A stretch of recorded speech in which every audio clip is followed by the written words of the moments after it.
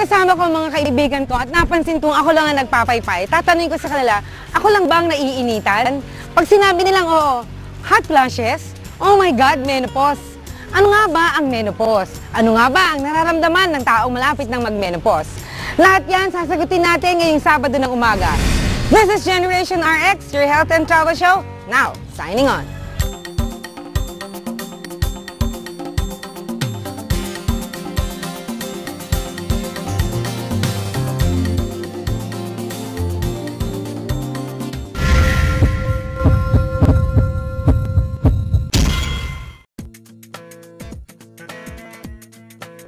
Menopause, yung time sa buhay ng babae kung kailan titigil ang kanyang regla. Pag tumigil na yung regla ng isang taon, no? In general, usually nangyayari yan between 48 and 50 years old. Pero yung iba, mas maaga.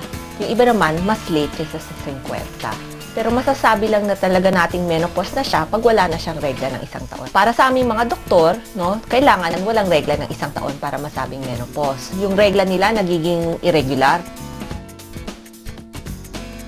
During that time na irregular siya, pwedeng may mga maramdaman yung mga babae na pwedeng sabihin nila na baka magme-menopause na ako. Yung mga pwedeng maramdaman ng babae na simptomas na magsasabi na malapit na siya mag-menopause o nagme-menopause na siya, kasama dito yung tinatawag na hot flashes or night sweat. Ang nararamdaman ng babae parang nagiinit yung katawan doon sa upper part ng body hanggang sa mukha. Tapos may kasamang pamumula, parang flushing. Tapos yung iba talagang namamawis. Tapos yung iba, yung tulog nila nadi-disturb kasi nagigising sila sa gitna ng gabi kasi yun ang nararamdaman nila.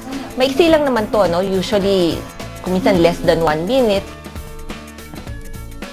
Kuminsan at the most 5 minutes. Pero iba mas matagal. Yan ang siguro pinaka-common na sintomas na nararamdaman ng mga babae pag nagme-menopause na sila. Menopause is an unavoidable change that every woman will experience when she reaches the middle ages. Kaya naman, ang pag-unawa sa ating mga kabarkadang nasa ganitong stage ay napakahalaga. Sa pagbabalik ng Generation RX, samahan niyo ako sa pagtuklas ng iba't ibang bagay tungkol sa menopausal stage ng isang babae. Abangan!